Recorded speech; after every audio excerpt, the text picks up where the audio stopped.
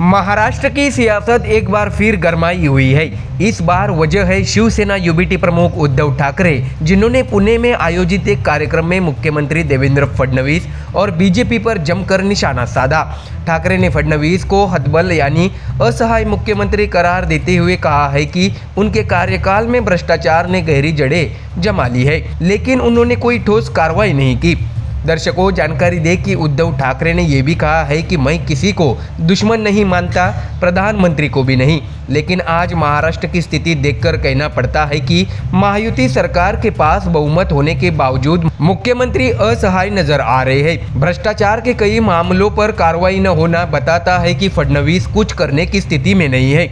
उन्होंने ये भी कहा है कि राज्य सरकार किसानों, महिलाओं और आम नागरिकों के हित में फैसले लेने में नाकाम रही है। जानकारी दे कि Pune union of working journalist के एक संवाद कार्यक्रम में उद्धव ठाकरे ने बीजेपी को करारा जवाब दिया है। उन्होंने कहा है कि हमारा हिंदुत्व प्रगतिशील रहा है। मेरे दादा प्रबोधनकार ठाकरे समाज सुधारक थे। बीजेपी को हमें हिंदुत्व सिखाने की जरूरत नहीं है।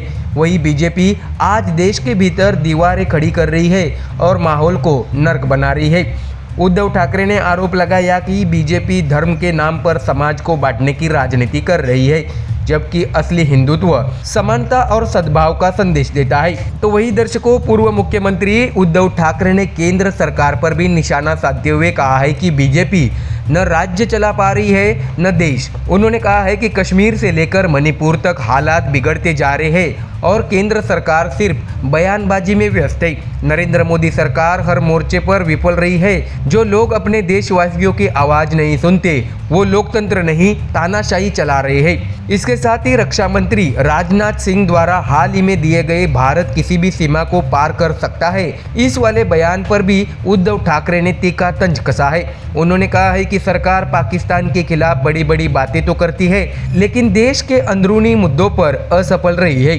दर्शकों, पुणे में महिलाओं को संबोधित करते हुए उद्धव ठाकरे ने महिला सशक्तिकरण और आर्थिक सहायता का मुद्दा उठाया। उन्होंने कहा है कि राज्य सरकार ने चुनाव से पहले महिलाओं को 2-3 महीने के लिए आर्थिक मदद दी, लेकिन वह महज वोट पाने का खेल था। लाड़की बहनों को स्थायी सहायता की सख्त जरूरत है। इसके साथ ही उन्होंने प्रधानमंत्री नरेंद्र मोदी से अपील की कि जैसे बिहार में कल्याण योजनाओं की घोषणा की गई, वैसे ही महाराष्ट्र की महिलाओं के लिए भी आर्थिक पैकेज दिया जाए। अगर आप मदद दे रहे हैं तो उसे सिर्फ बिहार तक सीमित न रखें। देश की हर महिलाओं को उसका हक मिलना चाहिए। महिलाएं कोई पेड वोटर नहीं है, ऐसा भी उद्धव ठाकरे ने तंज कसते हुए बयान दिया है। तो वही दर्शकों, इसके साथ ही बिना नाम लिए उद्धव ठाकरे ने एकनाथ शिंदे पर भी कटाक्ष किया। उन्होंने कहा है कि शिवसेना को तोड़ने की कोशिश करने वाले असफल रहेंगे, क्योंकि शिवसेना विचारधारा से बनती है, चेहरों से नहीं। हमारी पार्टी की जड़ें जनता के दिलों में हैं। अगर हम मेहनत करें तो आने वाले निकाय चुनाव में शिवसेना यूबीटी निश्चित रूप से जीत हासिल करेगी। इसके साथ ही उद्धव ठाकरे ने पार्टी कार्यकर्ताओं से अपील की कि वे पार्टी नेटवर्क को मजबूत करें और शाखाएं फिर से सक्रिय करें। उन्होंने ये भी कहा है कि वोट चोरी अवैध मतदान का नतीजा है। हम भी वही करें जो राहुल गांधी ने किया। फर्जी मतदाताओं का पता लगाए और सच्ची लोकतंत्र की रक्षा करें। लोकसभा चुनाव में हमारी जीत जनता के भरोसे की जीत थी और अब निकाय चुनाव में भी वही भरोसा फिर से जीतना होगा। ऐसे में दर्शकों, उद्धव ठाकरे के हालिया बयानों से साफ है कि वे अब सीधे मोड में आ चुके हैं। वे न तो बीजेपी को बख्शने के मूड में हैं और न ही किसी दबाव में झुकने के। उनका यह संदेश स्पष्ट है कि शिवसेना यूबीटी महाराष्ट्र में एक बार फिर अपनी जड़ों को मजबूत करने की तैयारी में है। इसके लिए वे फडणवीस से लेकर केंद्र की नीतियों तक को चुनौती देने से नहीं हिचकेंगे। तो दर्शकों, कुल मिलाकर उद्धव ठाकरे ने पुणे में एक नया राजनीतिक संदेश दे दिया है।